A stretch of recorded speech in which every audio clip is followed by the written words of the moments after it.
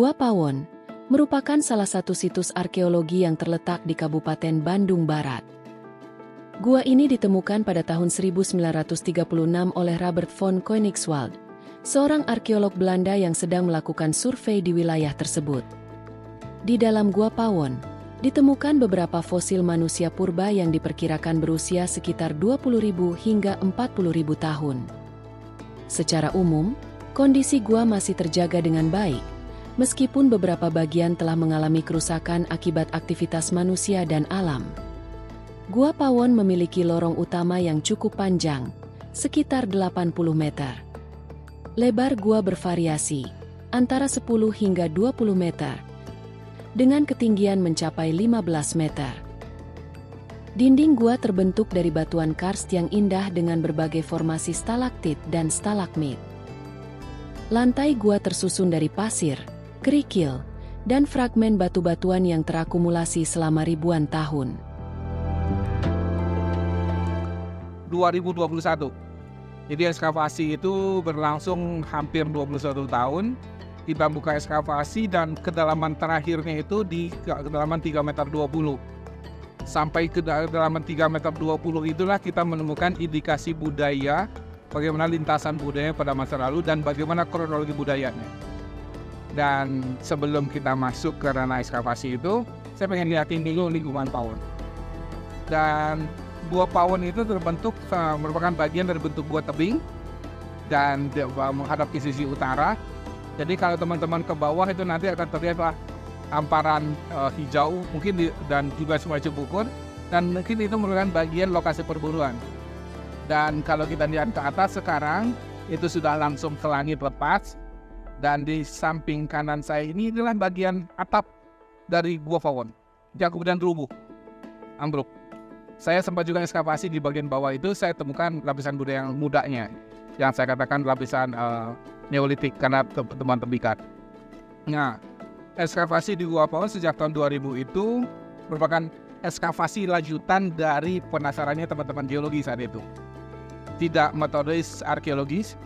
Dan kalau kita lihat ke sana, ada patok di situ, ada yang warna berbeda sedikit itu, yang lebih gelap, itu bagian dari sisa penggalian yang saat itu teman-teman geolog itu membuka parit galian.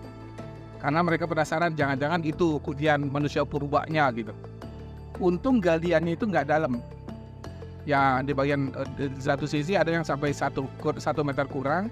Dan kalau dia gali lebih dalam lagi mungkin saat itu akan hancur manusia yang berumur, yang ada tengkorak pada itu yang di umur 9.500 itu. Karena parit itu memanjang di bagian atas itu, dan hanya beberapa senti lagi itu akan ketemu rangka itu. Karena saat itu mereka minta tolong penduduk galinya pakai cangkul, tidak hati-hati karena orientasinya hanya tepat. Nah itu. Dan kita lanjutkan ekskavasi di sana dulu. Pertama ketemu manusia yang umur 5.600 yang merupakan penguburan kedua itu, yang tengkoraknya diwarnai dengan hematit warna merah. Jadi tengkorak pewarnaan merah di tengkorak itu tidak hanya di tengkorak sebelah luar, tapi juga tempurung sebelah dalam. Rahang juga diwarnai dengan hematit. Itu tidak mungkin, itu rangka itu merupakan bagian dari primary burial, penguburan pertama atau penguburan langsung pertama, tapi itu sudah ada pengakuan budaya. Disitulah kesimpulannya itu sebagai penguburan kedua, secondary burial. Dan kemudian itu semua manusia yang terlipat itu kita temukan paling tidak ada 4 rangka. Yang replika besar itu ada 2 rangka itu. Yang umur 7.300 dan 9.500 orientasinya berbeda. Kepala yang 7.300 persis ke selatan, ini utara selatan, dan benang ini penanda galian kita, kota ekskavasi.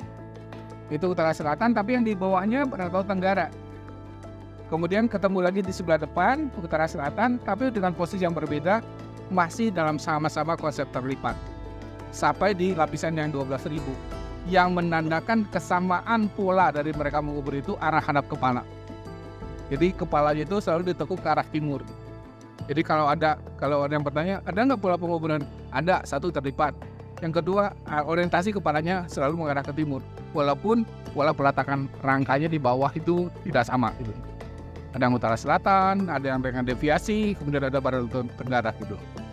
Nah, itu yang saya katakan tadi dengan teorinya Van Hekkaren tadi, bahwa tempat yang digunakan untuk penguburan itu adalah lokasi gua, ruang gua yang jarang dilalui, lebih gelap. Kalau kita rekonstruksikan si atap yang roboh ini naik ke atas, itu pasti paling gelap. Tidak ada jalan tembus yang dilalui.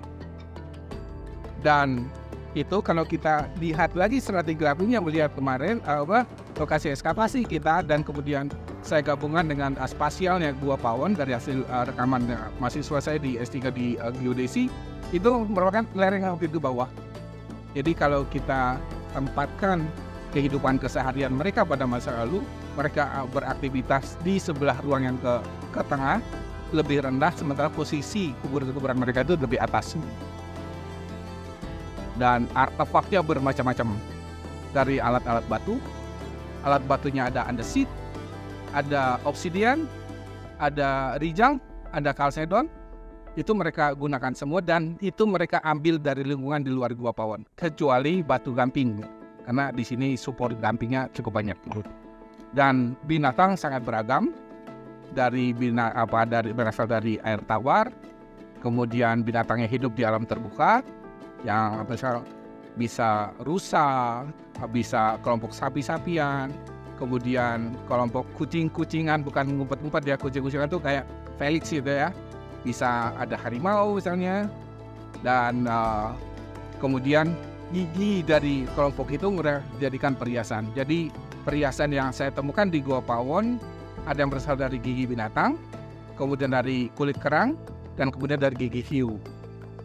Nah, gigi hiu itu, dan kemudian sisa makanan yang lain juga ada kerang yang berasal dari laut, Nautilus itu. Dan itulah yang kemudian menjadi pertanyaan manusia Pawon itu, bagaimana kontak mereka dengan perairan, dengan laut itu. Dan sampai saat ini kita dari hasil penelitian arkeologi, kita baru menemukan lapisan budaya atau jejak kebudayaan lebih muda di pesisir itu. Apakah itu ke selatan, misalnya Sukabumi, atau ke utara. Jadi kemudian juga dengan obsidian itu tidak dihasilkan oleh lingkungan sini, artinya mereka ngambil keluar. Di mana mereka ngambil, otomatis analisis laboratorium yang menjadi support untuk mencari informasi itu. Jadi dari analisis laboratorium terhadap obsidian itu saya lakukan dengan teman di Malaysia. Itu sumbernya satu dari nagrek, karena kesamaan unsur kimia ininya obsidian itu dengan di nagrek, dan juga menunjukkan unsur kesamaan kimiawinya dengan obsidian yang ada di Garut. Bisa dibayangkan daya jelajah manusia Pawon itu. Ke Garut itu sekitar 45 kilo kali ya, dia menjelajah. Tapi mereka berburu. Nah, penjelajahan mereka, migrasi yang mereka lakukan itu bisa dicirikan juga dari artefak yang mereka gunakan. Source-nya, sumbernya obsidian itu misalnya ada di Garut, diambil di Garut. Kemudian obsidian itu diolah menjadi alat serpi. Serpi yang dihasilkan, yang bergerak dari sumbernya menuju ke sini, makin kecil, makin kecil, makin kecil. Ya kalau itu belum diukur, tapi saya bisa, karena saya mendapatkan beberapa alat batu inti yang saya sampaikan tadi itu, di Gua Pawon batu intinya karena cuma ukuran 2-3 cm besarnya. Sementara batu inti yang lain di nagrek itu bisa segede telapak tangan, misalnya lebih gede lagi gitu. Itu menunjukkan bagaimana teori energi atau teori ekonomi kita sampaikan, kita gunakan untuk menjelaskan itu. Semakin dekat dengan sumber bahan, semakin gede material yang mereka hasilkan, semakin jauh makin kecil. Jadi menunjukkan daya jelajahnya gitu.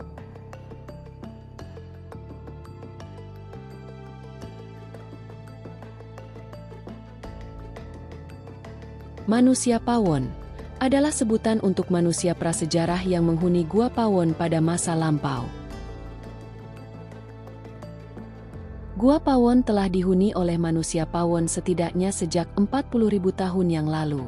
Bukti hunian berlanjut hingga sekitar 20.000 tahun yang lalu, menandakan bahwa gua ini dihuni secara terus-menerus selama ribuan tahun. Manusia Pawon hidup sebagai pemburu pengumpul dengan memanfaatkan sumber daya alam di sekitar gua. Mereka menggunakan alat-alat batu sederhana untuk aktivitas harian, seperti berburu, mengolah makanan, dan membuat peralatan. Sisa-sisa makanan yang ditemukan di gua menunjukkan bahwa mereka mengonsumsi aneka jenis hewan, tumbuhan, dan hasil laut. Para arkeolog telah melakukan berbagai upaya penelitian dan penggalian intensif di situs Gua Pawon untuk mengungkap lebih banyak informasi mengenai manusia Pawon dan kebudayaan mereka.